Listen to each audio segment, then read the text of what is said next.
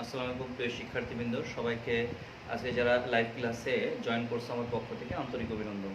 তো প্রিয় শিক্ষার্থীবৃন্দ, আমরা গত ক্লাসে আমাদের অধ্যায়ের একেবারে শেষের দিকে চলে আসছিলাম। আমাদের অধ্যায়ের অঙ্ক আমরা আলোচনা করতেছিলাম। আমরা বলছিলাম 2টা ক্লাস, আজকে আর আরেকদিনে আমরা একটা ক্লাস নিয়ে আমরা আমাদের অধ্যায় শেষ করব। তো আমরা আমাদের আজকের অঙ্কের বাকি যে অঙ্কগুলো আছে সেই গুরুত্বপূর্ণ অঙ্কগুলো শেষ করব। তো দেখো, আমরা গত ক্লাসে তোমাদের 3.68 পর্যন্ত এই অঙ্কগুলো হয়ে গেছিল। আজকে আমরা 3.69 অঙ্কটা করব।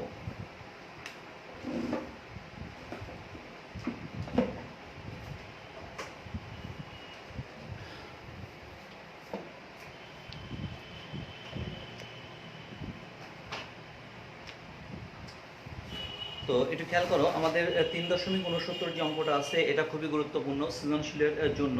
দেখো অঙ্কটা আছে, বাংলাদেশে স্টিল কারখানার রসায়নবিদরা দুটি দেশ থেকে সংগ্রহ করা নমুনা এ এবং বি স্টিল নিয়ে প্রত্যেকটির 4 গ্রামকে লঘু সালফিউরিক অ্যাসিডে দ্রবীভূত করে 250 ml দ্রবণ তৈরি করেন।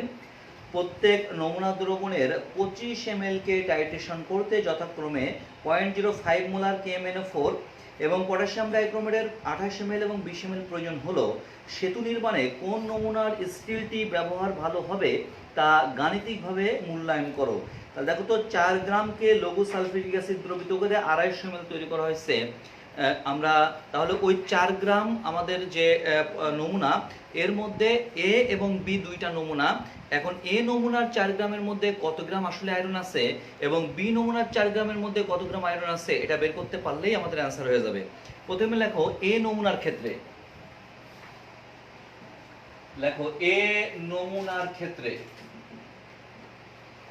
খুব ভালো করে খেয়াল করবা। এ নমুনার ক্ষেত্রে তাহলে ওখানে যে আয়রনের সাথে সালফিউরিক অ্যাসিড, ফেরাস সালফেট, ওই বিক্রিয়াগুলো আর লিখলাম না যেহেতু সময় কম, সেহেতু আমরা দ্রুত রিঅ্যাকশনগুলো সলভ করব। দেখো KMnO4 পটাশিয়াম পারম্যাঙ্গানেট, তার সাথে ফেরাস সালফেটের বিক্রিয়া, তার সাথে সালফিউরিক অ্যাসিডের বিক্রিয়া। ব্যাপারটা কি বোঝা গেছে? এ নমুনার 4 গ্রাম, তার সাথে সালফিউরিক অ্যাসিড দ্রবীভূত করছো, উৎপন্ন হয়েছে ফেরাস সালফেট দ্রবণ। ভালো করে খেয়াল করবা, এটা ছিল 4 গ্রাম। লক্ষ্য করো, নমুনা এ এটা ছিল 4 গ্রাম। এখন এটাকে যখন আমাদের সালফিউরিক অ্যাসিড দ্রবীভূত করছো, তখন এখানে আয়তন হয়েছে 250 ml, আর তার থেকে 25 ml নিয়ে এই পটাশিয়াম পারম্যাঙ্গানেট দিয়ে টাইট্রেশন করছো। এবার বলতেছো যে এই এ নমুনাটা আর বি নমুনাটার মধ্যে কোনটা পদ্মা সেতু নির্মাণে আমাদের উৎকৃষ্ট, বুঝা গেছে? তো দেখো আমরা রিয়াকশনটা লিখলাম, potassium sulphate, manganese sulphate, ferrous sulphate জারিত হয়ে উৎপন্ন হলো ফেরিক সালফেট, হাইড্রোজেন অক্সিজেন মিলে তৈরি হলো পানি। তো দেখো এখানে 2, এখানে হচ্ছে 10, এখানে 2, এখানে হচ্ছে 5, আর এখানে দেখো সালফেট 15, 16, 17, 18টা, এখানে হচ্ছে 8, দেখছো? তাহলে এখানে 8 লিখলে সমতা হয়ে গেল। তাহলে আমি কি লিখতে পারবো, 2 মোল KMnO4 ইকুইভ্যালেন্ট 10 মোল আয়রন 2+, অতএব 1 মোল KMnO4 ইকুইভ্যালেন্ট 5 মোল আয়রন, দেখছো? অতএব 1000 millilitre 1 molar KMnO4 equivalent 5 into 55.85 এত গ্রাম আয়রন। এবার বলো পটাশিয়াম পারম্যাঙ্গানেট আমরা কতটুকু আয়তন ব্যবহার করছি? দেখো পটাশিয়াম ব্যবহার করছি 28 ml, ঘনমাত্রা 0.05। একটু দেখো ভুল হয় কিনা, 28 ml, ঘনমাত্রা 0.05। অনেক সময় আমাদের ক্যালকুলেশনে ভুল গেলে ওরা কিন্তু কমেন্টস করতেছে, একটু দেখতে হবে। 28 ml 0.05 মোলার, তাহলে এই ক্ষেত্রে ক্যালকুলেশন যদি করি 5 ইনটু 55.85 ইনটু 28 ইনটু 0.05 ভাগ হলো 1000। তো দেখো এটা ক্যালকুলেশন করলে আমাদের এখানে দেখো তোমাদের সাথে মেলে কিনা একটু খেয়াল করবা। তাহলে 5 গুণ 55.85 গুণ 28 গুণ 0.05 ভাগ হচ্ছে 1000। তো দেখো প্রিয় শিক্ষার্থীবৃন্দ, আমরা পেয়েছি 0.39095 এত গ্রাম, দেখছো? আমি এই যে এত গ্রাম লোহা পেয়েছি এটা কিন্তু 25 ml এর মধ্যে পেয়েছি, অর্থাৎ এখানে ফেরাস সালফেট 25 ml নিয়ে কাজ করা হয়েছে, কিন্তু আমাকে তো 4 গ্রামের জন্য বের করতে হবে। তো 4 গ্রাম আর এখন গ্রাম নাই, এটা আয়তনে রূপান্তরিত হয়েছে। তাহলে 25 এর মধ্যে পাইছি এ নমুনা এত গ্রাম আয়রন, আর হচ্ছে 250 ml এর জন্য কত। তাহলে লিখবা এ নমুনার ক্ষেত্রে 25 ml দ্রবণে, সংক্ষেপে লিখলাম, এ নমুনার ক্ষেত্রে 25 ml দ্রবণে আয়রন আছে সমান 0.39095 গ্রাম। অতএব একের জন্য কত, এই 4 গ্রাম ইকুয়াল টু 250 ml, 250 ml এর জন্য কত, 0.39095 ইনটু 250 ভাগ হচ্ছে 25। তাহলে এত গুণ 250 ভাগ হচ্ছে 25। দেখো ক্যালকুলেশন করলে এ নমুনায় লোহার পরিমাণ পেয়েছি 3.9095 গ্রাম। তো প্রিয় শিক্ষার্থীবৃন্দ, আমরা কিন্তু এ নমুনার মধ্যে লোহার পরিমাণ কত বের করে ফেলছি। এবার বি নমুনার ক্ষেত্রে বের করে দেখব যে কার 4 গ্রামের মধ্যে পরিমাণটা বেশি, বুঝা গেছে? পার্সেন্টেজও বের করতে পারো বা এই অবস্থায় রাখলেই হবে, সেটা উৎকৃষ্ট হবে। খুব ইম্পর্টেন্ট, এই অঙ্কটাকে বেশি টার্গেট করতেছি যে আমাদের ইম্পর্টেন্ট। এবার আমরা বি নমুনার ক্ষেত্রে দেখব। দেখো বি নমুনার ক্ষেত্রে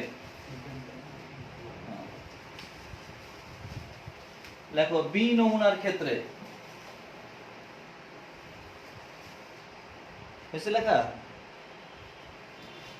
নমুনার ক্ষেত্রে একই রকম রিঅ্যাকশন, ওখানে ফেরাস সালফেট তৈরি হয়েছে, তার থেকে 25 ml দিয়ে আমরা পটাশিয়াম ডাইক্রোমেট দিয়ে টাইট্রেশন করব, K2Cr2O7, এটা দিয়ে টাইট্রেশন করব আমরা ফেরাস সালফেট দ্রবণকে সালফিউরিক অ্যাসিড মাধ্যম ব্যবহার করলাম, উৎপন্ন হলো পটাশিয়াম সালফেট, উৎপন্ন হলো ক্রোমিয়াম সালফেট, উৎপন্ন হলো ফেরাস জারিত হয়ে ফেরিক সালফেট, আর হচ্ছে হাইড্রোজেন অক্সাইড মিলে পানি। তো দেখো মনে আছে আমাদের এই রিঅ্যাকশন অনেকবার করছি, এখানে 6 মোল, এখানে 7 মোল, এখানে হচ্ছে 3 মোল, এখানে হচ্ছে 7 মোল, দেখো সমতা হয়ে গেছে। তাহলে আমরা কি লিখতে পারি, এই দুইটা টার্গেট। তাহলে আমরা কি লিখতে পারি, 1 মোল পটাশিয়াম ডাইক্রোমেট ইকুইভ্যালেন্ট 6 মোল আয়রন। দেখছো এই যে 1 মোল পটাশিয়াম ডাইক্রোমেট 6 মোল আয়রনকে আমাদের জারিত করে। তাহলে আমরা মোলারিটির সংখ্যা নিয়ে গেলাম 1000 millilitre 1 molar K2Cr2O7 equivalent 6 into 55.85 এত গ্রাম আয়রন। এবার পটাশিয়াম ডাইক্রোমেট ব্যবহার করছি, দেখো আমাদের 20 ml, concentration 0.05 molar equivalent 0.05 molar সম্ভবত তাহলে 6 ইন্টু 55.85 ইন্টু 20 ইন্টু 0.05 ভাগ হচ্ছে 1000। এটা ক্যালকুলেশন করলে দেখো 6 গুণ 55.85 গুণ 20 গুণ 0.05 ভাগ হলো 1000। এটা ক্যালকুলেশন করে পেয়েছি 0.335 অন গ্রাম। তাহলে বলো এই যে এত গ্রাম লোহা পেয়েছি এটা কিন্তু আমরা 25 ml এর মধ্যে পেয়েছি, বাট বের করতে হবে 250 ml এর মধ্যে। তাহলে বি নমুনার ক্ষেত্রে লেখবা বি নমুনার ক্ষেত্রে 25 ml দ্রবণে আয়রন আছে সমান সমান 0.335 অন গ্রাম। অতএব 250 ml দ্রবণে আয়রন আছে সমান সমান 0.335 অন ভাগ হচ্ছে 25 গুণ হচ্ছে 250। ক্যালকুলেশন করলে দেখো এত গুণ 250 ভাগ হলো 25। দেখো ক্যালকুলেশন করলে আমরা মান পেয়েছি 3.35 অন। তোমরা বলো নমুনা এ আর বি তাদের পরিমাণটা ছিল কিন্তু 4 গ্রাম, দেখছো বিও ছিল 4 গ্রাম। তাহলে বলো তো এ নমুনার 4 গ্রামের মধ্যে লোহা পাইছে 3.9 গ্রাম, বি নমুনার 4 গ্রামের মধ্যে লোহা পাইছে 3.35 অন গ্রাম। তাহলে আমি কি বলতে পারি যে বি এ নমুনার মধ্যে লোহার পরিমাণটা বেশি, সুতরাং এ নমুনা বি নমুনার চেয়ে বেশি উৎকৃষ্ট, সুতরাং পদ্মা সেতু নির্মাণে অবশ্যই আমরা এ নমুনাটিকে গ্রহণ করব। বুঝা গেছে? তাহলে দেখো এ নমুনা পদ্মা সেতু নির্মাণে ব্যবহার করতে হবে। আর ডিটেইলস লিখবা, বাংলা কথা লিখলাম না। তাহলে আশা করি এই প্রশ্নটা খুব ইম্পর্টেন্ট, সৃজনশীল তোমরা বলো এটা হায়ার অর্ডারের কোশ্চেন। দ্রুত প্রিয় শিক্ষার্থীবৃন্দ, আমরা 5:45 পর্যন্ত আমরা এই অঙ্ক ইনশাআল্লাহ শেষ করার চেষ্টা করবো যতদূর পর্যন্ত পারি। তারপরে কিন্তু থিওরি দিয়ে আমাদের শেষ হবে, পরের দিন হচ্ছে আমাদের কিছু সৃজনশীল প্রশ্ন নিয়ে আলোচনা করব। আমরা আর একটা ক্লাসে কিন্তু আমরা শেষ করব। আচ্ছা, এরপরে দেখো 3.70 প্রিয় শিক্ষার্থীবৃন্দ, 3.70 এর ক নাম্বার, 3.70 এর ক নাম্বার কুষ্টিয়া বোর্ড 2015 সাল, যশোর বোর্ড 2015 সালে আসছে এবং এরকম ভাবে সৃজনশীল প্রশ্নগুলো থাকে। দেখো আমি একটু দেখাই প্রশ্নটা কিভাবে থাকে। এটা হলো 3.70 এর কত, 3.70 এর ক। দেখো 3টা পাত্র দিয়ে আছে, সংক্ষেপে লিখলাম। দেখো 3টা পাত্র দিয়ে আছে। প্রথম যে পাত্রটা দিয়ে আছে এর মধ্যে 25 ml 0.1 মোলার অক্সালিক অ্যাসিড, মনে থাকবে, খেয়াল করে একটু, 25 ml 0.1 মোলার অক্সালিক অ্যাসিড, দেখছো ঠিক এরকম ভাবে দেয়া থাকবে এই পাত্র। দেখো আরো একটা পাত্র দিয়ে আছে, তার মধ্যে 15 ml KMnO4 দ্রবণ দিয়ে আছে, দেখছো আর একটা পাত্র দিয়ে আছে, সেই পাত্রের মধ্যে 15 ml KMnO4 দিয়ে আছে। বুঝা গেছে? এটা হলো বি পাত্র। এরপরে বলা আছে সি পাত্র, খেয়াল করে একটু, বলা আছে সি পাত্রে 12 ml ফেরাস সালফেট দ্রবণ দিয়ে আছে, খেয়াল করে একটু, 12 ml ফেরাস সালফেট দ্রবণ, দেখছো সি পাত্র। এবার আসো, খেয়াল করে একটু, এবার আসো এই কোশ্চেনটা যখন যশোর বোর্ড 2015 সালে আসছিল তখন প্রশ্নটা কিন্তু এইভাবে আসছিল যে আমাদের মনে করো এ এবং বি এই দুইটার সাথে সালফিউরিক অ্যাসিড মিশালে জারণ বিজারণ সমতাকরণ বিক্রিয়াটি দেখা, এরকম প্রশ্ন আসছিল। এবার ঘ নম্বরে যে প্রশ্নটা সেট করেছে, প্রশ্নটা হলো এরকম, এ ও বি পাত্রের দ্রবণ ব্যবহার করে, অর্থাৎ এ আর বি পাত্রের দ্রবণ ব্যবহার করে সি পাত্রের দ্রবণে লোহার পরিমাণ বের করো, মানে বের করা যাবে কিনা ব্যাখ্যা করো। বুঝছো? এরকম প্রশ্ন আছে। তাহলে আবার বলি, বলা হয়েছে এ আর বি পাত্রের দ্রবণ ব্যবহার করে সি পাত্রের দ্রবণে লোহার পরিমাণ বের করো। তো প্রিয় শিক্ষার্থীবৃন্দ, আমরা যদি সি পাত্রের লোহার দ্রবণ বের করতে চাই তাহলে আমাদেরকে অবশ্যই টাইট্রেশন করে আমাদের সেই মোলারিটির সংজ্ঞার মাধ্যমে অঙ্কটা করতে হবে, যা একটু করলাম। কিন্তু সমস্যা হলো আমরা এটাকে যদি টাইট্রেশন করব, সেই টাইট্রেশন করার জন্য তো KMnO4 এর ঘনমাত্রা দেওয়া থাকবে, কিন্তু এখানে তো ঘনমাত্রা দেওয়া নাই। তাহলে আমাদের প্রথম কাজ হবে দুইটা স্টেপ। প্রথম কাজ হচ্ছে এ আর বি এই দুইটা পাত্রের মাধ্যমে, মানে বিক্রিয়ার মাধ্যমে আমরা V1M1 X/Y এই সূত্রের মাধ্যমে জারণ বিজারণের টাইট্রেশনের গণনা উপযোগী সমীকরণ থেকে আমরা KMnO4 এর কনসেন্ট্রেশন, দ্যাট মিন্স M1 বের করব। দেখো প্রথমে লেখো এ এবং বি পাত্রের, দেখছো এ এবং বি পাত্রের দ্রবণদ্বয়ের সমতাপিত জারণ বিজারণ বিক্রিয়া। তাহলে KMnO4 প্লাস হচ্ছে অক্সালিক অ্যাসিড প্লাস হচ্ছে অম্লীয় মাধ্যমে, অম্লীয় মাধ্যম কথাটা লিখে নিবা, অম্লীয় মাধ্যমে এ এবং বি পাত্রে দ্রবণদ্বয়ের সমতাকৃত জারণ বিজারণ বিক্রিয়া। দেখো উৎপন্ন হবে potassium sulphate, manganese sulphate, oxalate ভেঙে উৎপন্ন হবে কার্বন ডাই অক্সাইড প্লাস হচ্ছে পানি। মনে আছে এখানে হচ্ছে +7, এখানে হচ্ছে আমাদের +3, এটা হচ্ছে +2, এটা হচ্ছে +4। মনে আছে কিনা একটু খেয়াল করো। তাহলে বলো তো +7 থেকে +2 তে যাবে, এখানে 5টা ইলেকট্রন অ্যাকসেপ্ট করবে। বলো তো +3 থেকে +4 এ গেছে, একটা ইলেকট্রন ত্যাগ করছে, বাট দুইটার জন্য দুইটা ইলেকট্রন ত্যাগ করছে। তাহলে বলো তো এটাকে 2 দিয়ে গুণ করব, এটাকে 5 দিয়ে গুণ করব, সমতা হয়ে গেছে। এটা হচ্ছে 2, এটা হচ্ছে 5। সুতরাং এখানে 2, এখানে হচ্ছে 10, আমাদের সালফেট হলো 2 1 3টা, এখানে 3 16টা, এখানে 8। দেখছো 33 সেকেন্ডের কম সময়ের মধ্যে আমরা সমতা করতে পারছি। এই কারণে তোমাদের জারণ সংখ্যা পদ্ধতি আগে দেখানো হয়েছিল। আমাদের দরকার শুধু এই x আর y এর মান, মনে আছে কিনা? দেখো আমরা জানি v on m on বা হচ্ছে v2 m2 equal to x by y। তাহলে বলো v on m on by v2 m2 equal to x মানে জারকের মোল সংখ্যা 2, y মানে বিজারকের মোল সংখ্যা হচ্ছে 5। দেখছো আমাদের এখানে বের করতে হবে জারক পটাশিয়াম পারম্যাঙ্গানেটের কনসেন্ট্রেশন। মনে থাকবে আমরা লিখলাম না, এখানে সাইড নোট লিখবা, আমরা লিখলাম না যেহেতু সময় কম আমাদের। তাহলে এই ক্ষেত্রে আমরা লিখতে পারি m1 equal to 2 into v2 m2 by 5 into v1। বলো 2 into v2 সমান সমান আমাদের অক্সালিক অ্যাসিড মানে বিজারক পদার্থ অক্সালিক অ্যাসিড, তার আয়তন হচ্ছে 25 ml into m2 হলো অক্সালিক অ্যাসিডের কনসেন্ট্রেশন 0.1 by 5 into v1 সমান সমান জারক পদার্থ KMnO4 এর আয়তন 15 ml। এটা ক্যালকুলেশন করো। দেখো ক্যালকুলেশন করলে 2 into 25 গুণ 0.1 ভাগ, দেখছো ভাগ হলো 15। দেখছো তো এটা ক্যালকুলেশন করলে দেখো আমরা আমাদের এখানে যেটা শো করতেছে ক্যালকুলেটরে 0.0666 সামথিং, বুঝা গেছে? আমি লিখলাম এটা এত মোলার। দেখছো এত মোলার শো করছে। আমরা আশা করি তোমাদেরও মনে সমতে এটা অ্যানসার আসছে, এরকম অ্যানসার আসছে। যাই হোক আমরা কিন্তু আমরা আয়তন এবং কনসেন্ট্রেশন পেয়ে গেছি। এবার এর সাথে এটা বিক্রিয়া করে আমরা পরিমাণটা বের করব। লক্ষ্য করো, দেখো এ এবং বি পাত্র দ্বারা সি পাত্রের সঙ্গে জারণ বিজারণ সমতাকৃত বিক্রিয়াটি, ঠিক আছে? a + b + c এই বিক্রিয়াটা লিখলাম, সরি b + c। দেখো b + c করব KMnO4 plus ferrous sulphate plus হচ্ছে সালফিউরিক অ্যাসিড। উৎপন্ন হলো পটাশিয়াম সালফেট, বারবার একই রিঅ্যাকশন না লিখলেই হতো, ম্যাঙ্গানিজ সালফেট, ফেরাস সালফেট জারিত হয়ে উৎপন্ন হয়েছে ফেরিক সালফেট প্লাস হচ্ছে হাইড্রোজেন অক্সাইড। বলো এখানে 2, এখানে 10, এখানে 8, এখানে 2, এখানে 5, এখানে 8। তাহলে বলো তো এই ক্ষেত্রে আমরা লিখতে পারি 2 মোল KMnO4 ইকুইভ্যালেন্ট 10 মোল ফেরাস আয়ন Fe2+। অতএব 1 মোল KMnO4 ইকুইভ্যালেন্ট 5 মোল আয়রন।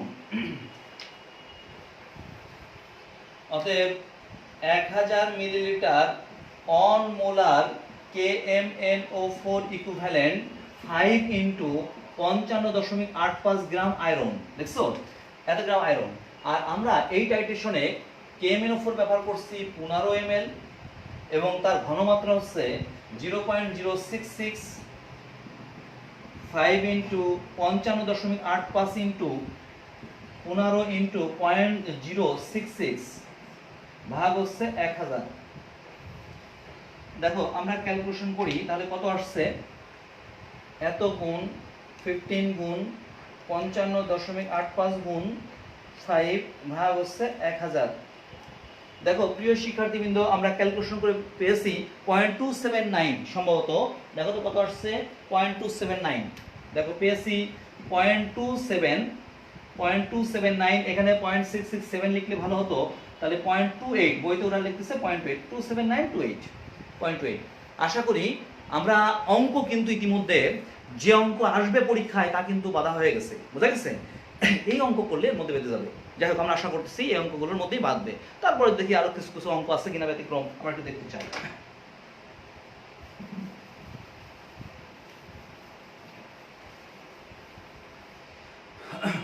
দেখো এরপরে প্রিয় শিক্ষার্থীবৃন্দ সব হচ্ছে থিওরি। দেখো কিভাবে সেট কোশ্চেন আসছে 3.70 খ, এটা হচ্ছে থিওরি। 370-এর গ যশোর বোর্ড 2016 সালে আসছে, দেখো হ্যাঁ সমতাকরণ আসছে। এরপরে দেখো রাজশাহী বোর্ড, সব হচ্ছে এই অঙ্কগুলো এবং সমতাকরণ তুমি পারবা। এরপরে দেখো প্রিয় শিক্ষার্থীবৃন্দ, আমি একটা কোশ্চেনের কথা বলতেছি, তোমরা হয়তো বলছিলে যে স্যার এই কথা বললো সিলেবাসে নেই, তাহলে আসলো কেন? দেখো 3.70-এর উম নাম্বার, 3.70-এর উম নাম্বার, এই উম নাম্বার দেখো নমুনা এ লোহা, তারপর লঘু সালফিউরিক অ্যাসিড, তারপর KMnO4 দ্রবণ। এরপর খ নাম্বারে বলতেছে, খেয়াল করো একটু, খ নাম্বারে বলতেছে ওরা উদ্দীপকের রিডক্স বিক্রিয়ায় KMnO4 এর স্থলে যদি K2Cr2O7 ব্যবহার করে তাহলে কিভাবে আয়রনের পরিমাণ নির্ণয় করা যায় তা ব্যাখ্যা করো। বলো, কোনো ম্যাথমেটিক্স না, সিলেবাসে নাই, তাহলে এই প্রশ্ন আসলো ঢাকা বোর্ড 2016 সালে। দেখছো বলিছে যে তুমি যদি KMnO4 এর পরিবর্তে K2Cr2O7 ব্যবহার করো তাহলে লোহার পরিমাণটা কিভাবে বের করবা ব্যাখ্যা করো। তার মানে আমরা আমাদের লাস্ট যে থিওরি আলোচনা করছিলাম, যদিও থিওরি নাই, আমরা এখানে আমাদের কিছু গুরুত্বপূর্ণ কিছু টপিক আছে, আমরা সেই টপিকগুলো একটু আলোচনা করবো আজকে 5:45-এ, এর মধ্যে আমরা অংশে করতে। দেখছো ঢাকা বোর্ড 2016 সালে এই প্রশ্ন আসছে, তো আমরা পারবো এগুলো, যেহেতু আমরা আলোচনা করছি। 3.70-এর চ নাম্বার এগুলো পারবা। হ্যাঁ, এখানে 3.71-এর ক নাম্বার, খ নাম্বার, ক নাম্বার, এগুলো সব প্রশ্ন আগে মানে অঙ্ক আগে করে দেওয়া হয়েছে, পারবা তোমরা। আমরা 3.72-এর ক নাম্বারটা একটু করতেছি। 3.72-এর ক যা, 3.72-এর খ, কিন্তু এখানে আয়রন অক্সালেট আছে, এটা তোমাদের ঝামেলা হতে পারে। অবশ্য আমরা আয়রন অক্সালেটের সমতাকরণ দেখাইছিলাম, তোমাদের মনে আছে? এটা হলো 3.72-এর কত, 3.72-এর খ নাম্বার সলভ করতেছি। প্রিয় শিক্ষার্থীবৃন্দ, 3.72-এর খ, বাকি যে অঙ্কগুলো বলা হচ্ছে একই রকম, তারা অবশ্যই বাসায় করবা, না পারলে বলবা কমেন্ট সেকশনে, আমরা নেক্সট দিন করে দেবো। দেখো বলছে অম্লীয় মাধ্যমে এত মোলার পটাশিয়াম পারম্যাঙ্গানেট দ্রবণ এত মোলার আয়রন টু অক্সালেট দ্রবণের 50 ml পরিমাণকে জারিত করতে ওই KMnO4 দ্রবণের কত আয়তন প্রয়োজন হবে? একই সূত্র, অর্থাৎ V1M1/V2M2 x/y, জাস্ট x আর y এর মান জানতে হবে। আর এটা জানতে হলে আমরা সমতাকরণ করব, বাট আয়রন অক্সালেট নিয়ে সমস্যা, সুতরাং আমরা আয়নিক ফর্মে লিখব। দেখো সমতা কিন্তু আয়নিক সমীকরণ, মনে আছে? আয়রন অক্সালেট এটা এমন একটা পদার্থ যার মধ্যে দুইটা অংশ আছে যারা বিজারকের মতো আচরণ করে। লিখলাম জারণ অর্ধবিক্রিয়া, খেয়াল করে একটু। তো জারণ অর্ধবিক্রিয়ায় আয়রন অক্সালেট, মনে আছে? এটাকে আমি লিখলাম ফেরাস আয়ন, তার থেকে জারিত হয়ে উৎপন্ন হলো ferric ion, and oxalate ion, তার থেকে উৎপন্ন হলো কার্বন ডাই অক্সাইড। দেখছো কার্বন ডাই অক্সাইড তৈরি হলো। তাহলে বলতো ফেরাস আয়ন থেকে ফেরিক আয়নে যাওয়ার জন্য সে একটা ইলেকট্রন ত্যাগ করছে, অক্সালেট থেকে কার্বন ডাই অক্সাইডে যাওয়ার জন্য সে দুইটা ইলেকট্রন ত্যাগ করছে, কারণ এখানে ইলেকট্রন ছিল +3, এখানে জারণ সংখ্যা ছিল +3 +4, তাহলে একটা ইলেকট্রন দুইটার জন্য দুইটা ইলেকট্রন ব্যালেন্স করতে পারে, ব্যালেন্স করা হয়নি। তাহলে বলো টোটাল জারণ অর্ধবিক্রিয়া দাঁড়ালো হলো আয়রন 2+ অক্সালেট আয়ন, তীর চিহ্ন, উৎপন্ন হলো ferric ion plus 2 carbon die oxide.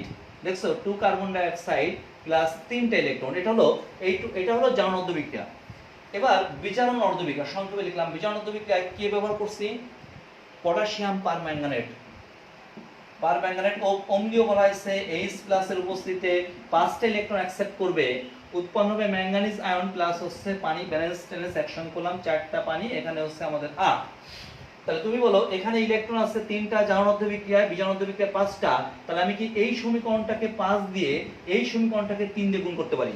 এই সমীকরণকে 5 দিয়ে গুণ করা মানে হচ্ছে বিজারক পদার্থ y এর মান হচ্ছে 5, এই সমীকরণকে 3 দিয়ে গুণ করা মানে হচ্ছে জারকের মোল সংখ্যা x = 3। বুঝা গেছে কিভাবে বের করা হয়েছে?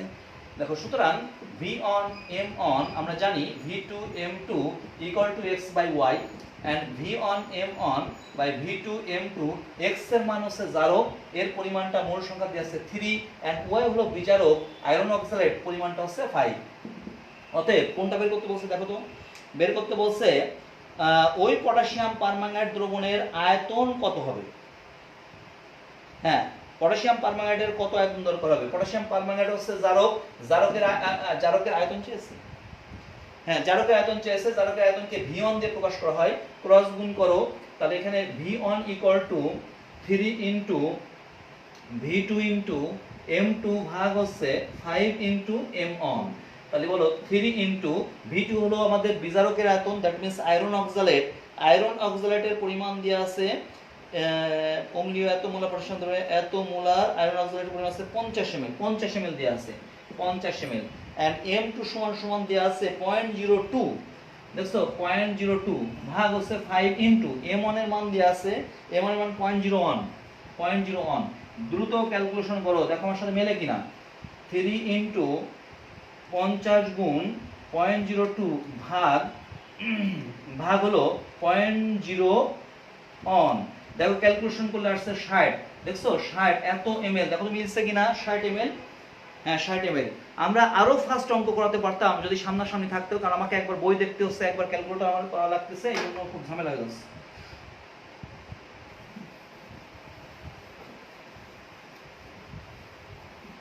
তো যাই হোক প্রিয় শিক্ষার্থীবৃন্দ, বুঝতেছো অঙ্ক। পরের অঙ্কটার ক্ষেত্রে ঘনমাত্রা চাইছে একই অঙ্ক, জাস্ট m1 বের করব। পরের অঙ্কটা 3.73 এর খ, এত গ্রাম আয়রন এত গ্রাম সোডিয়াম অক্সালেটের অম্লীয় দ্রবণের টাইট্রেশন করতে KMnO4 দ্রবণের এত মিলিলিটার প্রয়োজন হয়, ওই KMnO4 দ্রবণের ঘনমাত্রা কত? 3.73 এর খ। দেখো অঙ্কটা একটু ঝামেলা, সোডিয়াম অক্সালেটের ক্ষেত্রে জাস্ট ভর দেয়া আছে, গ্রাম দেয়া আছে, বুঝছো? সোডিয়াম অক্সালেটে ভর দেয়া আছে, কোনো আয়তন ঘনমাত্রা কিছু দেয়া নাই, শুধু ভর দেয়া আছে। তাহলে আমরা আবার ঘনমাত্রা বের করব কিভাবে? আমরা দেখি আমাদের সমতাকৃত বিক্রিয়া চলে আসি, তাই তো? সোডিয়াম অক্সালেট আর হচ্ছে KMnO4, দেখো সংশ্লিষ্ট সমতাকৃত বিক্রিয়াটি বোঝা গেছে? এটা আয়ন ইলেকট্রন পদ্ধতি লিখলাম, কিন্তু permanganate ion plus oxalate ion C2O4 2 minus plus হচ্ছে H প্লাস, দেখো উৎপন্ন হলো Mn2 প্লাস। এরকম লিখবো নাকি সরাসরি লিখবো? আচ্ছা এরকম না লিখি, এরকম লিখলেও হবে, যদি না বুঝো তাহলে একটু ডিটেইলস বুঝা লিখতেছি। দেখো অক্সালেট আয়ন জারণ অর্ধবিক্রিয়া, বলে জারণ অর্ধবিক্রিয়া বিজারক ইলেকট্রন ত্যাগ করে উৎপন্ন হয় কার্বন ডাই অক্সাইড, 2টা ইলেকট্রন ত্যাগ করছে, এখানে হচ্ছে 2, এটা হলো বিজারণ অর্ধবিক্রিয়া, এই যে দেখো পেয়েছি। আর বিজারণ অর্ধবিক্রিয়ায় জারক পদার্থ কাজ করে পারম্যাঙ্গানেট আয়ন, পারম্যাঙ্গানেট আয়ন তুমি জানো 8টা H প্লাস আয়ন, 5টা ইলেকট্রন, উৎপন্ন হয় Mn2 প্লাস 4 অণু পানি, একসঙ্গে করলাম। এখন দেখো এখানে ইলেকট্রন আছে 5টা, এখানে আছে আমাদের 2টা, তাহলে আমরা এই সমীকরণটাকে কত দিয়ে গুণ করব? এই সমীকরণ 5 দিয়ে এই সমীকরণকে আমরা 2 দিয়ে গুণ করলাম, দেখছো? তাহলে আমরা কিন্তু পেয়ে গেছি এখানে হচ্ছে আমাদের কত? 2 মোল, 2 মোল KMnO4 ইকুইভ্যালেন্ট, 2 মোল KMnO4 ইকুইভ্যালেন্ট হচ্ছে 5 মোল অক্সালেট, অক্সালেট মানে সোডিয়াম অক্সালেট, Na2CO4, দেখছো সোডিয়াম অক্সালেট। সবাই বুঝতে পর্যন্ত? তাহলে আমরা 2 মোল KMnO4 সমান সমান হচ্ছে 5 মোল অক্সালেট আয়ন পেয়েছি, তাই তো? তাহলে আমি কি লিখতে পারি 5 ইনটু, খেয়াল করো একটু, 5 ইনটু সোডিয়াম অক্সালেট, সোডিয়াম অক্সালেটের ভর বের করতে হবে। সোডিয়াম আছে 23 গুণ 2 যোগ 24 যোগ 64, দেখো তো সোডিয়াম অক্সাইডের ভরটা 134, ঠিক আছে কিনা? 5 into 134 gram sodium oxalate equivalent, equivalent 2 মোল KMnO4, দেখছো? তাহলে এত গ্রাম সোডিয়াম অক্সালেটকে আমাদের জারিত করতে KMnO4 লাগে 2 মোল, অতএব সোডিয়াম অক্সালেট কত গ্রাম নিয়ে কাজ করতেছি আমরা? সোডিয়াম অক্সালেট কত গ্রাম নিয়ে কাজ করতেছি? 0.103 গ্রাম, দেখো মিলতেছে কিনা? 0.103 গ্রাম, এত গ্রাম সোডিয়াম অক্সালেটের জন্য 2 ইনটু 0.103 ভাগ হচ্ছে 5 ইনটু 134, দেখছো? তাহলে 2 ইনটু 0.103, প্রিয় শিক্ষার্থীবৃন্দ ক্যালকুলেশন করো, দেখো ঠিক আসতেছে কিনা?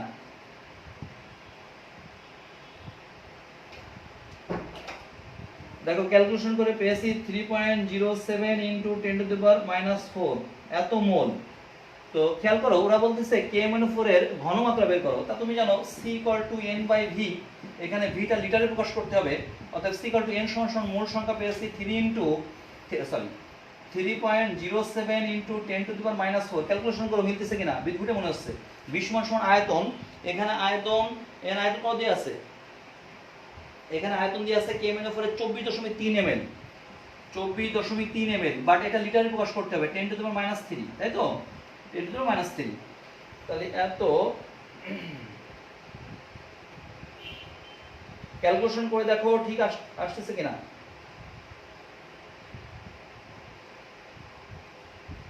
দেখো আমার অ্যানসার আসছে এরকম 0.0126 হ্যাঁ এত মিলছে, হ্যাঁ 0.0126 সামথিং 126 এত মোলার, দেখছো মিলছে। তাহলে কি বললাম আমরা, ওই গ্রামে দেওয়া ছিল এই জন্য ওই V1 M1 এর সূত্র যায়নি। আমরা প্রথমে আমাদের এখানে কত মোল লাগবে KMnO4 আর সোডিয়াম অক্সাইড বের করে দিয়ে তারপর আমরা ঐকিক নিয়মে করছি। আচ্ছা এটা গেল 3.73 এর খ নাম্বার। 3.74 খেয়াল করো, 3.74 নম্বর অঙ্ক করব আমরা। প্রিয় শিক্ষার্থীবৃন্দ 3.74 এর যে অঙ্কটা আছে, আমাদের যেহেতু সময় শেষ হচ্ছে আমাদের একটু থিওরি শেষ করতে হবে, এই জন্যই একই রকম অঙ্ক, এই জন্য পারবা তোমরা। রক্ত শূন্যতায় ব্যবহৃত আয়রন ট্যাবলেটে আয়রন 2 সালফেট থাকে। দেখো অনেকে রক্ত শূন্যতা হলে আয়রন ট্যাবলেট দেয়, সেই আয়রন ট্যাবলেটের মধ্যে আয়রন 2 সালফেট থাকে। এরকম আয়রন ট্যাবলেটের 0.20 গ্রাম ভরের একটি আয়রন ট্যাবলেট লঘু সালফেট দ্রবীভূত করলাম, তাহলে ফেরাস সালফেট তৈরি হলো। এটাকে পটাশিয়াম ডাইক্রোমেটের টাইট্রেশন করলাম, ওই ট্যাবলেটে ফেরাস সালফেটের শতকরা পরিমাণ কত? তাহলে তুমি কি লিখবা? সমতা করবা, লিখবা 1 মোল potassium dichromate equal to 6 mole ferrous sulphate. এখানে ফেরাস সালফেট বের করতে হবে। 1000 millilitre 1 molar potassium dichromate equal to 6 into ferrous sulphate 151.85। অতএব একের জন্য কত? অতএব হচ্ছে কত? অতএব হলো 11.5 ml 0.01 মোলার পটাশিয়াম ডাইক্রোমেটের জন্য কত? বুঝা গেছে? আসলো। আসার পর লিখলা 0.20 গ্রাম ট্যাবলেটের মধ্যে আমরা ফেরাস সালফেট পেয়েছি এত গ্রাম, একের জন্য কত, 100 জন্য কত, পার্সেন্টেজ বের হয়ে আসার কথা। 3.75 এরপরে 3টা স্টার দিয়ে রাখো। 3.75 এর ক নাম্বার 3টা স্টার দিয়ে রাখো।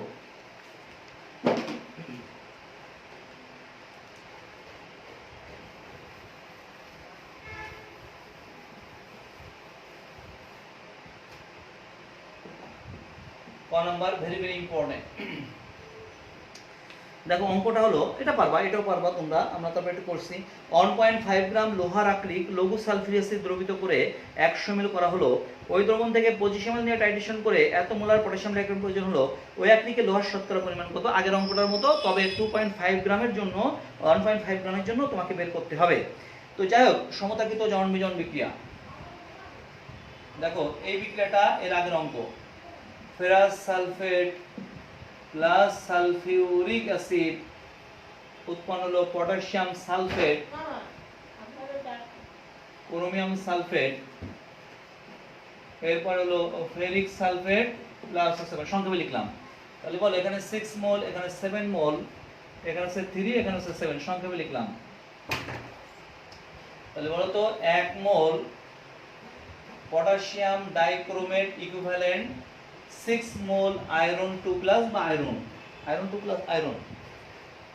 দেখো 1000 millilitre 1 molar potassium dichromate equivalent 6 into 55.85 গ্রাম, এত গ্রাম আয়রন।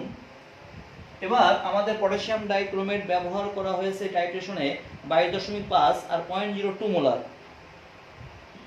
22.5 ml 0.02 molar. তাহলে 6 ইনটু 55.85 ইনটু 22.5 ইনটু 0.02 ভাগ হচ্ছে 1000। দেখো মিলতেছে কিনা?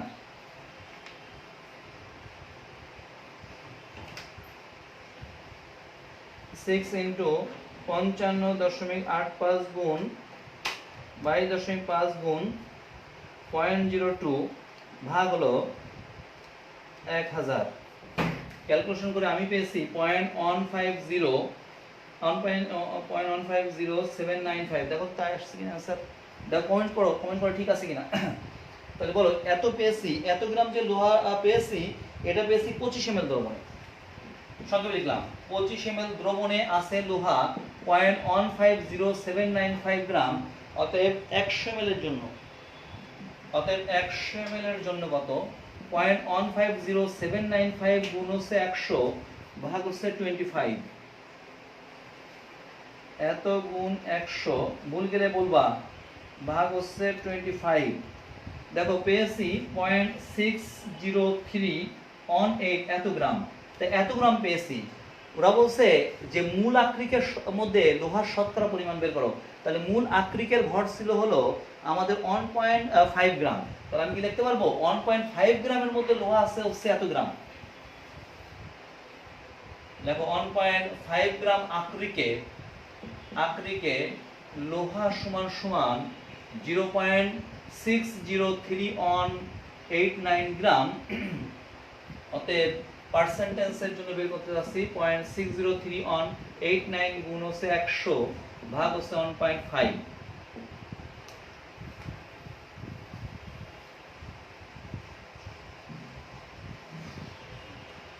0.603189 ভাগ হচ্ছে 1.5। দেখো 40.21% আসছে। হ্যাঁ, 40.21%। তো প্রিয় শিক্ষার্থীবৃন্দ, আমরা আশা করি তোমরা আমাদের এই টপিকগুলো বুঝতে পারছো। বাকি অঙ্কগুলো দেখবা, কোনো অঙ্ক না পারলে আমরা নেক্সট দিন দেখাবো। আমরা আমাদের অধ্যায়ের একেবারে শেষ পর্যায়ে আমাদের কিছু গুরুত্বপূর্ণ একটা সূত্র আছে, সেই সূত্রটা নিয়ে আমরা এখন আলোচনা করব।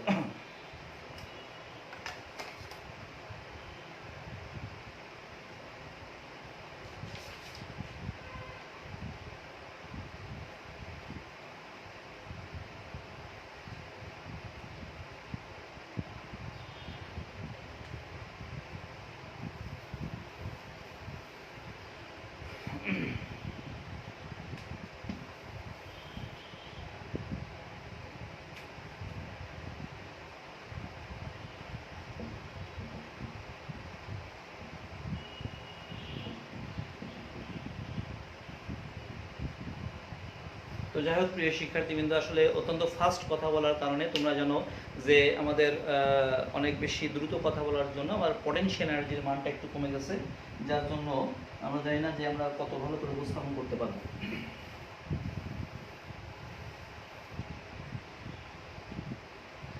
তো দেখো, আমাদের টপিকটা হচ্ছে যে আমাদের বিয়ার-ল্যাম্বার্টের সূত্র খুব ভালো করে বুঝতে হবে। বিশেষ করে দুইজন বিজ্ঞানী এখানে দেখতে পাচ্ছ তোমরা, একজনের নাম হচ্ছে বিয়ার, একজনের নাম হচ্ছে ল্যাম্বার্ট। তো এই দুইজন বিজ্ঞানী গবেষণা করে তোমরা জানো একটা সলিউশনের কনসেন্ট্রেশন কত বা সলিউশনের কনসেন্ট্রেশন কেমন, এটা বের করার জন্য ভিন্ন রকমের প্রসেস আছে। তার মধ্যে একটা প্রসেসের নাম হচ্ছে টাইট্রেশন, তাই তো? আমরা টাইট্রেশনের মাধ্যমে আমরা জানি একটা দ্রবণের ঘনমাত্রা বের করতে পারি। এছাড়াও আমরা কিন্তু সেই ছোটবেলা থেকে ঘনমাত্রা বের করার জন্য সূত্র পড়ে আসছিলাম, মনে আছে? C=1000 W/m/v। এছাড়াও লঘু দ্রবণের মানে আমাদের একটা পাতলা দ্রবণের ক্ষেত্রে, মানে একটা মধ্যে একটা দ্রবণ যোগ করলে আমাদের মিশ্র দ্রবণের ক্ষেত্রে ঘনমাত্রা বের করার জন্য সূত্র পড়াইছিলাম V1S1=V2S2। মানে এরকম বিভিন্ন প্রসেসের মাধ্যমে কিন্তু আমরা ঘনমাত্রা বের করতে পারি। বর্তমানে রসায়ন বিজ্ঞানের সবচেয়ে লেটেস্ট টেকনিক হলো স্পেকট্রোস্কোপিক প্রসেস, অর্থাৎ আমরা ইউভি ভিজিবল রশ্মি ব্যবহার করে, আমাদের যে ইউভি ভিজিবল রে আছে এটা ব্যবহার করে, অর্থাৎ আমরা বর্ণালীকে কাজে লাগিয়ে আমাদের আলোক শক্তিকে কাজে লাগিয়ে বিজ্ঞানী বিয়ার এবং ল্যাম্বার্ট যে সূত্রের মাধ্যমে একটা লঘু দ্রবণের ঘনমাত্রা বের করছে, সেটাকে বলতেছি তাদের নাম অনুসারে বিয়ার-ল্যাম্বার্টের সূত্র। আমরা আরেকবার একটু বলি, আমাদের এই টপিকটা বইয়ের সাথে হয়তো মিলবে না, এই জন্য আমরা আমাদের মতো করে বলতেছি, একটু ভালো করে বোঝার চেষ্টা করবা। কি বললাম? যে কোনো দ্রবণের কনসেন্ট্রেশন কত এটা বের করার জন্য বিভিন্ন পদ্ধতি আছে। তার মধ্যে একটা পদ্ধতির নাম আছে টাইট্রেশন। আমরা দেখছি টাইট্রেশনের মাধ্যমে দ্রবণের ঘনমাত্রা কিন্তু আমরা বের করছি। এরকম অনেক প্রসেস আছে। তো বর্তমানে আমাদের রসায়ন বিজ্ঞানের সবচেয়ে লেটেস্ট টেকনিক হলো বর্ণালিমিতি, স্পেকট্রোস্কোপিক প্রসেস। অর্থাৎ বিজ্ঞানী বিয়ার এবং ল্যাম্বার্ট যে সূত্রের মাধ্যমে বর্ণালী শক্তিকে কাজে লাগিয়ে, বুঝা গেছে, বর্ণালী শক্তিটাকে কাজে লাগিয়ে দ্রবণের মধ্যে অর্থাৎ অতিলঘু দ্রবণের ক্ষেত্রে ঘনমাত্রা বের করার জন্য যে সূত্রটা তারা উপস্থাপন করছে দুইজন বিজ্ঞানী, তাদের নাম অনুসারে আমরা বলতেছি বিয়ার-ল্যাম্বার্টের সূত্র। এখন তোমার প্রশ্ন হচ্ছে, স্যার এখানে লঘু দ্রবণ, গাঢ় দ্রবণের ক্ষেত্রে না, কিন্তু লঘু দ্রবণের কনসেন্ট্রেশন বের করা। এখন কতটুকু কনসেন্ট্রেশন এটা লেখো। লঘু দ্রবণ, দ্যাট মিনস 0.01 থেকে শুরু করে 0.001, মনে থাকবে? চিন্তা করে দেখো, এত লঘু দ্রবণের ঘনমাত্রা বের করার জন্য সবচেয়ে লেটেস্ট টেকনিক বর্তমানে ইউভি ভিজিবল রে ব্যবহার করে আমরা খুব সহজে আমরা জাস্ট স্যাম্পলটা আমরা একটা মেশিনের মধ্যে দেব, কম্পিউটারের সিস্টেম যন্ত্র হিসাব নিকাশ করে আমাকে আউটপুট দিয়ে দেবে যে এই দ্রবণের মধ্যে এর কনসেন্ট্রেশন এত। আবার আমরা ম্যাথমেটিক্সের মাধ্যমে সূত্র ইউজ করে বের করব। তবে এর অ্যাপ্লাইড অর্থাৎ এটাকে ব্যবহারিক প্রয়োগ হচ্ছে যে আমরা আমাদের ইউভি ভিজিবল রে ব্যবহার করে সরাসরি যন্ত্রের মাধ্যমে কনসেন্ট্রেশন বের করতে পারি, আবার এই সূত্র ব্যবহার করে কনসেন্ট্রেশন বের করতে পারি। তো যাই হোক, তো আমরা এটা ব্যাখ্যা করার জন্য আগে সূত্রটার কথা বলতেছি। প্রথমে আমরা যে সূত্রটার কথা বলবো সেটা হচ্ছে ল্যাম্বার্ট, তারপরে বিয়ার। তবে তার পূর্বে সূত্রটার সংক্ষিপ্ত রূপ একটু দেখো। এই সূত্রটাকে এখানে এফ আর হচ্ছে অ্যাবজর্পশন অর্থাৎ শোষণ, আলোর শোষণ মাত্রা, এটা প্রপোর্শনাল টু তার পাথ লেন্থ বা আমাদের দৈর্ঘ্য অথবা আমাদের পুরুত্ব ইত্যাদি। এখন এই সূত্রটা ব্যাখ্যা করার পূর্বে এর আমাদের অন্যরকম একটা সূত্র আছে, এটা হলো সংক্ষিপ্ত রূপ। অন্যরকম অর্থাৎ আমাদের একটু বৃহৎ রূপ যদি দেখায়, এটা তোমাদের কাছে একটু কঠিন বলে মনে হতে পারে, সেটা হলো minus DI by DL is proportional to I. তো দেখো তোমাদের কাছে খুব কঠিন বলে মনে হলো যে স্যার কি একটা সূত্র উপস্থাপন করলো, বইতে ঠিক এরকম কঠিনভাবে উপস্থাপন করা। তা আমরা এটা বাদ দিই, আমরা একটা গল্পের মাধ্যমে সূত্রটাকে একটু উপস্থাপন করার চেষ্টা করব। খুব ভালো করে খেয়াল করতে হবে। মনে করো আমাদের কোনো একটা জায়গায় দাওয়াতে আমাদের তিনজন মানুষ সেখানে দাওয়াত খাওয়ার জন্য গেছে। তো সেক্ষেত্রে তিনজন মানুষের আমাদের পেটের পুরুত্ব বা লেন্থ কিন্তু একই রকম না। মনে করি আমাদের তিনজন তিন রকম। ভালো করে খেয়াল করবা কি বলতে আসছি আমরা। মনে করো একটা টেবিলে তিনজন বসে আছে, এটা হলো মনে করো আমাদের মিস্টার এক্স। এটা দেখো একটু পাতলা মানুষ, এটাকে ওয়াই দিয়ে প্রকাশ করলাম। মনে করো এই লোকটা অনেক পাতলা, এটাকে আমরা জেড দিয়ে প্রকাশ করলাম। এখন দেখো এই যে মোটা লোকটা দেখছো, এর সামনে এর পেটটা অনেক মোটা, যার জন্য এর সামনে এর খাবার গ্রহণের প্রবণতা কিন্তু এদের মতো না, একটু বেশি। এই জন্য আমরা এদের খাবারের গ্রহণের প্রবণতা লিখলাম। ওয়াই নামক যে মানুষটা সে একটু মধ্যম প্রকৃতির, এই জন্য এর সামনে খাবারের যে পাত্রটা আছে তার মধ্যে যে খাবার একটু কম। আর জেড নামক যে মানুষটা দেখতে পাচ্ছ যে অপুষ্টিতে ভুগছে, যার কারণে এর সামনে যে পাত্রটা তার মধ্যে খাবারের পরিমাণটা কম। তো একটু খেয়াল করো প্রিয় শিক্ষার্থীবৃন্দ, খুব ভালো করে বোঝার চেষ্টা করতে হবে। এখানে এই যে মোটা লোকটা দেখতেছো এক্স, যার পেটের দৈর্ঘ্য খুব বেশি, এটা হচ্ছে লেন্থ, এটাকে মনে করো L1 দিয়ে প্রকাশ করলাম। এটা হচ্ছে L2, এটা হচ্ছে L3। তাহলে বলতো মোটা যে লোকটা আছে সে যে পরিমাণ খাবার গ্রহণ করবে, আমাদের জেড নামক যে লোকটা আছে সে কিন্তু সে পরিমাণ খাবার গ্রহণ করবে না। দ্যাট মিনস এখানে যে মোটা লোকটা দেখছো এটা একটু পেটুক টাইপের মানুষ, এই জন্য সে বেশি পরিমাণ খাদ্য গ্রহণ করবে। আর এখানে জেড নামক যে মানুষটা আছে তার পেটের দৈর্ঘ্য কম, এই জন্য সে কম পরিমাণ খাদ্য গ্রহণ করবে। তাহলে আমি কি বলতে পারি, এখানে পেটের দৈর্ঘ্যের সাথে তার খাদ্য গ্রহণের আমাদের পরিবর্তন দেখা যাচ্ছে। এটাকে আমরা যদি গাণিতিক ভাষায় প্রকাশ করি তাহলে আমি কি লিখতে পারি, differentiation of food by differentiation of length. অর্থাৎ আমাদের দেখো যার পেট খুব মোটা অর্থাৎ মোটা আকৃতির, পেটের দৈর্ঘ্য বেশি, দেখো সে বেশি পরিমাণ খাদ্য গ্রহণ করে। এবং যে পাতলা প্রকৃতির এবং যে কিনা আমাদের জেড নামক মানুষটি তার পেটের দৈর্ঘ্য কম, এই জন্য সে কম পরিমাণ খাদ্য গ্রহণ করে। তাহলে দেখছো তাহলে ফুডের সাথে আমাদের পেটের দৈর্ঘ্যের আমরা একটা সম্পর্ক দেখিয়েছি, পরিবর্তন দেখিয়েছি, differentiation of food by differentiation of length. আমরা আশা করি ব্যাপারটা বুঝছো। এখন এই যে সূত্রটা, এই সূত্রটা দেখো এখানে একটা মাইনাস ব্যবহার করা হয়েছে, আমরা এখানে একটা মাইনাস ব্যবহার করলাম। তোমার প্রশ্ন, স্যার মাইনাস ব্যবহার করা হলো কেন বলো তো? আমি এখানে যে খাবারগুলো সাপ্লাই করব এখানে কি থাকবে নাকি এরা খেয়ে ফেলবে? খেয়ে ফেলবে। তাহলে কন্টিনিউয়াসলি এই পাত্র থেকে খাবারগুলো হারিয়ে যাবে, ফুরিয়ে যাবে বা হ্রাস পাবে, এই জন্য হ্রাসের পরিমাণটাকে আমরা মাইনাস দিয়ে প্রকাশ করলাম। ভালো করে বুঝবা, আমরা কিন্তু বইয়ের মতো বলতেছি না। খাবার হ্রাসের এই পরিমাণটাকে আমরা মাইনাস দিয়ে প্রকাশ করলাম। আশা করি এই পর্যন্ত বুঝছো। এবার বিজ্ঞানী বিয়ার এবং ল্যাম্বার্ট কি করছে?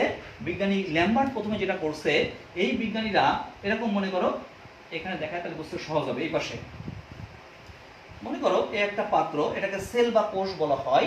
এই সেল বা যে কোষ, এই কোষে আমাদের প্রত্যেক এই কনসেন্ট্রেশন আমরা এখানে ফিক্স রাখলাম। পরে দেখো আর একটা কোষ নিলাম, এই কোষের কনসেন্ট্রেশন ঠিক রাখলাম। এরপরে আমরা আর একটা কোষ নিলাম। কোষ মানে হচ্ছে আমাদের একটা পাত্র, সেই পাত্রের মধ্যে একটা নির্দিষ্ট ঘনমাত্রা। তাহলে আমাদের এর মধ্যে একটা দ্রবণ নিয়েছি। দেখো তো এর মধ্যে যখন দ্রবণ নিলাম, সঙ্গে সঙ্গে এটা হচ্ছে L1, অর্থাৎ এখানে আমাদের যে কোষ অথবা দ্রবণ তার পাথ লেন্থ অর্থাৎ তার দৈর্ঘ্যটা হচ্ছে L1, যা অনেক মোটা। আর এরপরে আমরা এর মধ্যে যে দ্রবণটা নিয়েছি তার ঘনমাত্রা এই ঘনমাত্রা একই, কিন্তু এখানে যখন দ্রবণটা নিব তখন এখানে এদের লেন্থ মানে পুরুত্বটা একটু কমে গেছে, এটাকে L2 দিয়ে প্রকাশ করলাম। দ্যাট মিনস এটা হলো Y। আর এখানে যখন দ্রবণটা নিলাম সেই দ্রবণের ঘনমাত্রা আর এই প্রথম দুইটা দ্রবণের ঘনমাত্রা একই, কিন্তু পুরুত্বটা আরো কমে গেছে, এটা হচ্ছে L3। আচ্ছা, এবার একটু ভালো করে বোঝো। আমরা প্রাথমিক অবস্থায় এর মধ্য দিয়ে যখন ইউভি ভিজিবল রে চালনা করব অর্থাৎ আলোকরশ্মি চালনা করব, যাকে আমরা আপাতিত আলোকরশ্মি বলছি, এটাকে আমরা সাধারণত আমরা I0 দিয়ে প্রকাশ করলাম। দ্যাটস ইন্টেন্সিটি, তীব্রতা। আলোর তীব্রতা আই নট দিয়ে প্রকাশ করলাম আপাতিত আলোক রশ্মি। তো তোমরা পড়ে আসছো ফিজিক্সে যে কোনো দ্রবণের মধ্যে দিয়ে যখন আলোক রশ্মি চালনা করা হবে তিন ধরনের ঘটনা ঘটে। কিছু আলোক রশ্মি প্রতিফলন হবে, এটাকে আইআর দিয়ে প্রকাশ করা হয়, কিছু অ্যাবজর্পশন হবে, এটাকে আইএ দিয়ে প্রকাশ করা হয়, এবং কিছু ট্রান্সমিটেড হবে অর্থাৎ ট্রান্সমিশন ঘটবে অর্থাৎ প্রতিসরিত হবে। তোমরা জানো এটা হলো ইনিশিয়াল অবস্থা। যখন এর মধ্যে দিয়ে যাবে, বলতো এর মধ্যে পাথ লেন্থ বেশি অর্থাৎ পুরুত্ব বেশি, পুরুত্ব বেশি মানে হচ্ছে এখানে অণুর সংখ্যা বেশি, অণুর সংখ্যা যদি বেশি হয় তাহলে এখান থেকে আলোর শোষণ মাত্রা বেশি হবে, অর্থাৎ এই অণুগুলো বেশি পরিমাণ আলোক রশ্মি এখানে শোষণ করবে। আচ্ছা, পরেরটার ক্ষেত্রে দেখো এখানে আমাদের পুরুত্বটা কম, তাহলে এখানে অণুর সংখ্যা কম, অণুর সংখ্যা কম মানে হচ্ছে এখানে আই নট অর্থাৎ যখন এর মধ্যে পাস হবে তখন এর মধ্যে কম পরিমাণ শোষিত হবে। এখানে দেখো পাথ লেন্থ কম, পুরুত্বটা কম, অণুর সংখ্যা আরো কম, তাহলে এর মধ্যে দিয়ে যখন আলোক রশ্মি যাবে তাহলে খুব কম পরিমাণ আলোক রশ্মি শোষণ হবে। কিন্তু খেয়াল করে একটু, কিন্তু আমরা একই রকম সেল ব্যবহার করছি, কনসেন্ট্রেশন একই রকম, সুতরাং এর প্রতিফলন মাত্রা কিন্তু একই রকম, কিন্তু আমাদের আপতিত আলোক রশ্মি আর প্রতিসরিত আলোক রশ্মি কিন্তু একই রকম না, কারণ শোষণ মাত্রা আলাদা আলাদা হয়ে যাচ্ছে। এবার একটু খেয়াল করো প্রিয় শিক্ষার্থীবৃন্দ, এই ঘটনাটাকে আমরা যদি এই ফুড বায়োসের লেন্থের সাথে তুলনা করি তাহলে আমরা কি লিখতে পারি না যে এখানে পুরুত্ব পরিবর্তনের সাথে সাথে পুরুত্ব পরিবর্তনের সাথে সাথে শোষণ মাত্রা চেঞ্জ হচ্ছে। দেখছো আলোর শোষণ মাত্রা চেঞ্জ হচ্ছে। আলোর এই শোষণ মাত্রাটাকে আমরা সাধারণত আই দিয়ে প্রকাশ করি আর পুরুত্বটাকে এল দিয়ে প্রকাশ করি। এই জন্য দেখো আমরা লিখছি, দেখো ডিফারেন্সিয়েশন অফ আই ইন্টেন্সিটি, বুঝা গেছে? এটা ছিল ইনিশিয়াল অবস্থা, এটা হলো ফাইনাল অবস্থা। বাই হচ্ছে ডিফারেন্সিয়েশন অফ ডিএল, এখানে এল হচ্ছে আমাদের সেই পাথ লেন্থ অর্থাৎ মাধ্যমের আমাদের পুরুত্ব। এটা দেখছো এটা লিখলাম। এবার এখানে কেন মাইনাস চিহ্ন দেব? কারণ তুমি বলো এখানে যখন আলোক রশ্মির মধ্যে দিয়ে যাবে তখন এখানে আলোক রশ্মি শোষিত হবে। তাহলে বলো তো আলোক রশ্মি যখন শোষিত হবে তাহলে আলোর প্রাথমিক যে পরিমাণটা ছিল এখানে আসার পর সেই শোষণ মাত্রা হওয়ার কারণে এখানে কিন্তু আলোর তীব্রতা কমে গেছে, এখানে তীব্রতা কিন্তু কমে গেছে, তার মানে কি তীব্রতা হ্রাস পাচ্ছে, এই জন্য এটাকে মাইনাস দিয়ে প্রকাশ করছি। আশা করি ব্যাপারটা বোঝা গেছে। এখন তোমার প্রশ্ন হতে পারে, স্যার এখানে প্রপোর্শনাল টু আই দিয়ে প্রকাশ করা হলো কেন? আমরা আবার সেই গল্পটায় ফিরে আসি, খুব ভালো করে খেয়াল করবা। তুমি যখন কোনো বিয়ের অনুষ্ঠানে দাওয়াত খেতে যাও তখন দেখবা কেউ একজন তোমাকে ভাত বেড়ে দেয়, অর্থাৎ যাকে ওকে ক্যাটারাস বলা হয় সম্ভবত। তো মনে করো ক্যাটারাসের যে বালকটা তোমার কাছে গেছে সে কিন্তু প্রথমে ভাত যখন দিবে তখন দেখবা প্রাথমিক অবস্থায় অনেক বেশি ভাত নিয়ে আসে। তো যেটা হয় লক্ষ্য করে একটু, অনেক বেশি ভাত নিয়ে আসলো, একটা পাত্র অনেক বেশি ভাত নিয়ে আসছে। বলো এখানে আমরা যখন ভাত বেশি নিয়ে আসছি তখন কিন্তু প্রত্যেকটা পাত্রে দেখবা, প্রত্যেকটা পাত্রে কিন্তু সবাই কিন্তু একই রকম অর্থাৎ বেশি পরিমাণ ভাত গ্রহণ করবে বা নিবে। বলতো পরের বার কিছু সময় পর 10 মিনিট পরে যখন পরের বার ভাত নিয়ে আসবে তখন কিন্তু শুধু ভাতের মধ্যে অন্যান্য যে উপাদান আছে অর্থাৎ ডিম অথবা মাংস, অন্যান্য যে উপাদান, এই উপাদানের পরিমাণ কিন্তু কম। এই উপাদানের পরিমাণ যখন কম তাহলে প্রথমবার যদি তুমি এখানে 5 পিস মাংস নিয়ে থাকো পরের বার কিন্তু 5 পিস মাংস নিবা না। তার মানে এখানে উপাদান কম অর্থাৎ ভাতের পরিমাণ কম, ভাত সাপ্লাইয়ের পরিমাণ কম, যার জন্য আমাদের প্রাথমিকের তুলনায় পরের বারগুলো এখানে আমাদের প্রত্যেকে কম পরিমাণ ভাত গ্রহণ করবে। তাহলে আমি কি বলতে পারি যে এখানে যে পরিমাণ ফুড সাপ্লাই করা হবে তার উপর ডিপেন্ড করতেছে আমাদের গ্রহণ মাত্রা। তার মানে বোঝা গেল যে আমরা এখানে যদি আলোর রশ্মি অর্থাৎ যে ইউভি রশ্মি আমরা এর মধ্যে চালনা করব তার তীব্রতা যদি বেশি থাকে, ভালো করে বুঝবা, তার তীব্রতা যদি বেশি থাকে দ্যাট মিন্স ভাতের পরিমাণ যদি বেশি থাকে তাহলে শোষণ মাত্রা বেশি হবে। তাহলে এটা কি সমানুপাতিক সম্পর্ক? দেখছো সমানুপাতিক সম্পর্ক। আমরা যত বেশি ভাত নিয়ে যাব দেখবা ক্যাটারাসটা যত বেশি ভাত নিয়ে যাবে তত বেশি ওর মধ্যে যে মাংসের উপাদান বর্ণনাগুলো আছে তাই নেওয়ার প্রবণতা বাড়বে। কিন্তু যদি কম পরিমাণ থাকে, একটা টেবিলে 10 জন, দেখবা যে কম পরিমাণ নিয়ে আসছে এই জন্য সবাই কম পরিমাণ নেবে। বুঝা গেছে? তাহলে আলোক রশ্মির তীব্রতা যত বেশি হবে, আলোক রশ্মির তীব্রতা যত বেশি হবে শোষণ মাত্রা তত বেশি হবে। তাহলে সম্পর্কটা কেমন দাঁড়ালো? সমানুপাতিক সম্পর্ক। ব্যাপারটা বোঝা গেছে? যাই হোক প্রিয় শিক্ষার্থীবৃন্দ, তাহলে আমরা আমাদের সূত্রটা আমরা এখন আলোচনা করব।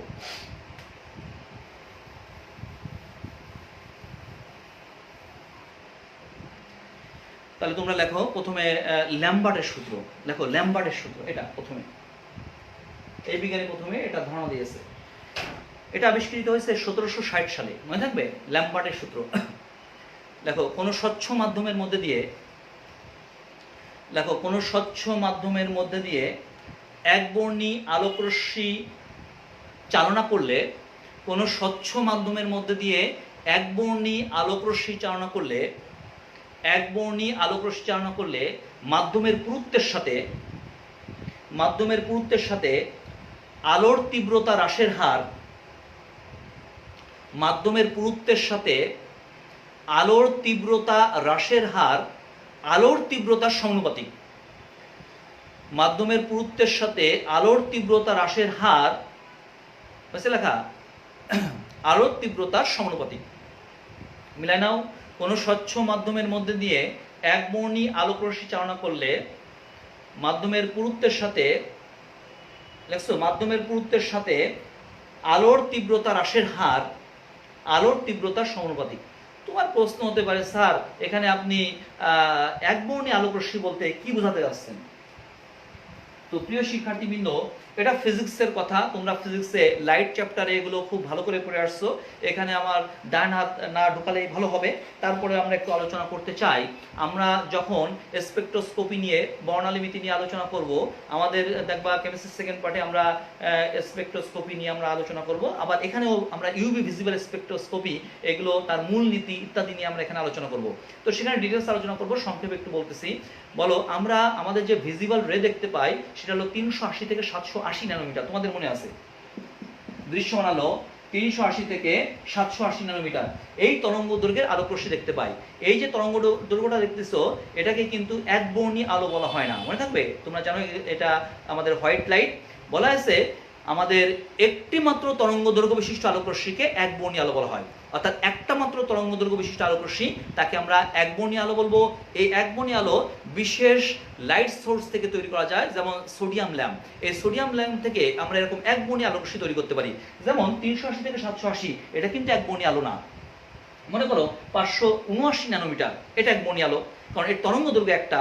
তবে এই একবর্ণী আলো আমাদের সাধারণ আলোর মতো বিভিন্ন তলে স্পন্দন সৃষ্টি করতে পারে, এবং আমাদের এই যে লাইট দেখছো, এই সাদা আলোর মতোই সব ধর্ম এবং বিভিন্ন তলে সে স্পন্দন সৃষ্টি করতে পারে। যেমন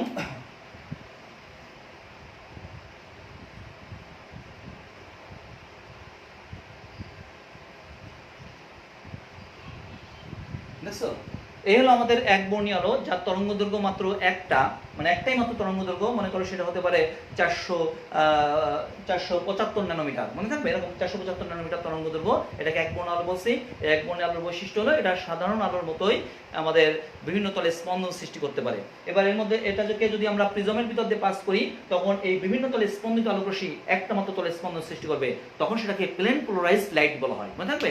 তখন সেটাকে এক সমতলী আলো বলা হয়। তো আমরা এক সমতলী আলো নিয়ে কাজ করব না, এখানে আমরা যেটা নিয়ে আলোচনা করব, এটা হচ্ছে আমাদের একবর্ণী আলো।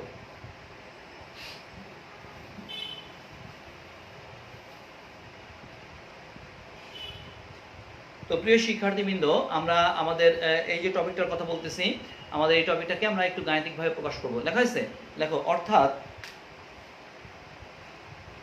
Minus DI by DL is proportional to আলোর তীব্রতা, মনে আছে আই। তো প্রিয় শিক্ষার্থীবৃন্দ, আমরা যদি সমানুপাতিক চিহ্নটা দিই, তাহলে minus DI by DL equal to K I. দেখছো, তাহলে আমরা আইটাকে এই পাশে নিয়ে আসলাম, minus DI by I equal to K DL. দেখছো, এটাকে আমরা ইন্টিগ্রেশন করব। এগুলো তোমরা ম্যাথমেটিক্সের স্যারের কাছে পড়ে আসছো। ইন্টিগ্রেশন অফ, দেখো, ডিআই বাই হচ্ছে আই। দেখছো, এখানে ডিএক্স লিখতে পারো, অথবা ইন্টিগ্রেশন অফ, দেখো, ডিএল। তোমরা ইচ্ছা করলে লিমিট ব্যবহার করতে পারো, আবার নাও করতে পারো। আমরা এখানে লিমিটের কথা বলতেছি, লিমিট ব্যবহার না করে আমরা অন্যভাবে করতে পারি। তো একটু খেয়াল করো প্রিয় শিক্ষার্থীবৃন্দ, মনে করো এই হলো আমাদের সেই কোর বা সেল। প্রাথমিক অবস্থায় এটা ছিল আই নট, যখন এর ভিতর দিয়ে পাস হবে তখন এটা ছিল ইনিশিয়াল স্টেট, আর এটা হলো আমাদের ফাইনাল স্টেট, মনে থাকবে। এটা হলো ফাইনাল স্টেট, কারণ এখানে শোষিত হয়েছে, এটা হলো প্রতিসরিত। তাহলে বলতো এই ক্ষেত্রে প্রাথমিক অবস্থায় আমরা আই নট অর্থাৎ আলোক তীব্রতা, আর এই ক্ষেত্রে আমরা আই দিয়ে প্রকাশ করলাম। আর এই ক্ষেত্রে পুরুত্ব, মনে করো এই পাত্রের মধ্যে কোনো দ্রবণ নিইনি, তাহলে এই ক্ষেত্রে পুরুত্ব 0, আর যদি দ্রবণ নিই তখন হচ্ছে এল। তো প্রিয় শিক্ষার্থীবৃন্দ, তোমরা পড়ে আসছো 1/x dx equal to ln x, তাই তো? তাহলে আমরা এটা 1/x dx যদি আমরা করি, এখানে dx লেখো, di এরকম লিখলাম, বা আমরা সরাসরি করলাম, তাহলে সেই ক্ষেত্রে আমরা লিখতে পারি মাইনাস, লক্ষ্য করো একটু, ln i। দেখছো, এখানে হচ্ছে আমাদের এটা হলো i নট, এটা হলো i, ইকুয়াল টু, লক্ষ্য করো একটু, integration of dx equal to আমরা x লিখতে পারি। তাহলে সেই ক্ষেত্রে আমাদের এই ক্ষেত্রে k l, এটা হচ্ছে আমাদের 0, এটা হচ্ছে l। তাহলে বলতো মাইনাস, লক্ষ্য করে একটু, এটা হচ্ছে আমাদের লন, আপার লিমিট হচ্ছে I not minus loan I, sorry upper limit হচ্ছে আমাদের আই, আর হচ্ছে লোয়ার লিমিট হচ্ছে আমাদের এখানে আই নট, সমান সমান দেখো কে, এখানে আপার লিমিট হচ্ছে এল, লোয়ার লিমিট হচ্ছে আমাদের 0। তাহলে বলতো কি দাঁড়ালো এই ক্ষেত্রে, মাইনাস লন লন এ মাইনাস লন বি সমান সমান হচ্ছে লন এ বাই বি সমান সমান এই ক্ষেত্রে হচ্ছে কে এল। তো প্রিয় শিক্ষার্থীবৃন্দ একটু খেয়াল করো, এই ক্ষেত্রে আমি যদি লন এ বাই বি সমান সমান লন বি বাই এ লিখি, তাহলে মাইনাসটা উঠাই দিলাম, তাহলে এই ক্ষেত্রে আসলে লন আই নট বাই হচ্ছে আই ইকুয়াল টু হচ্ছে কে এল। সবার কি লেখা হয়েছে, এই লনটাকে উঠাই নিয়ে যাব, লগে নিয়ে যাব, প্রাকৃতিক লগারিদমে যেতে হলে 2.303, তাই তো, এত log of I naught by হচ্ছে আই ইকুয়াল টু হচ্ছে কে এল। তো বলো আমরা যদি এটাকে এই পাশে নিয়ে যাই, তাহলে এখানে হয় হচ্ছে লগ আই নট বাই হচ্ছে আই, দেখো এই 2.303 এর সাথে আমাদের এই কনস্ট্যান্ট গুণ করলাম, নতুন একটা কনস্ট্যান্ট রাশি পাওয়া গেল, এটাকে কে অন বা কে প্রাইম দিয়ে প্রকাশ করলাম, বুঝা গেছে, এত এল। তো লক্ষ্য করে একটু, এই যে log I naught by I, এটাকে আমরা এ দিয়ে প্রকাশ করলাম, এর সমান সমান হচ্ছে কে প্রাইম অর কে অন এল।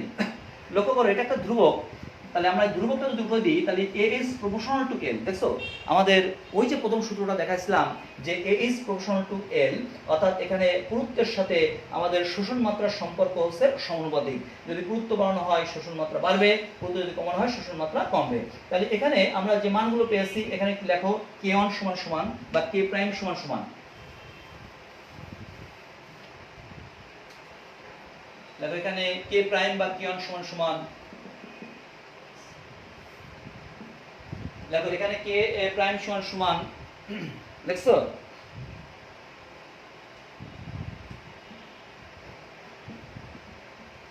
দেখো এখানে কে প্রাইম বা কে অন সমান সমান এক্সটিংশন কোএফিসিয়েন্ট, মনে থাকবে এক্সটিংশন কোএফিসিয়েন্ট,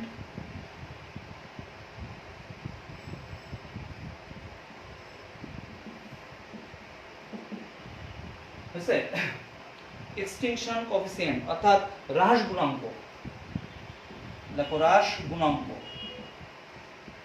আর এখানে এ সমান সমান অ্যাবজর্বেন্স, অ্যাবজর্বেন্স বা মোলার শোষণ সহগ, মোলার শোষণ সহগ, শোষণ সহগ। তো এটা ছিল আমাদের ল্যামবার্টের সূত্র। নেক্সট দিন আমরা আমাদের বিয়ারের সূত্র আলোচনা করে এই দুটাকে কম্বাইন করে আমাদের লাস্ট যে সমীকরণটা বের হবে সেই সমীকরণের মাধ্যমে আমরা গ্রাফ দেখিয়ে পরবর্তীতে ইউভি ভিজিবল স্পেকট্রামের বা স্পেকট্রোস্কোপির যে ব্যবহারগুলো আছে আমরা আমাদের লাস্ট ক্লাসে এগুলো নিয়ে আলোচনা করব, এবং এর মাধ্যমে অঙ্ক আছে এবং গ্রাফের মাধ্যমে আমাদের কিছু ক্লাস আছে, লাস্ট দিন শেষ দিন আমরা এটা আলোচনা করব। তবে প্রিয় শিক্ষার্থীবৃন্দ, যেহেতু পরবর্তী ক্লাস আমাদের শনিবারে আছে, তোমরা জানো 15 আগস্ট, এই 15 আগস্টে জাতীয় দিবস, সেদিনে পড়া যাবে না, এই জন্য ব্যাচ বন্ধ থাকবে, অর্থাৎ তোমরা সোমবারে আমরা এগুলো নিয়ে আলোচনা করব। তো সবাইকে অসংখ্য ধন্যবাদ।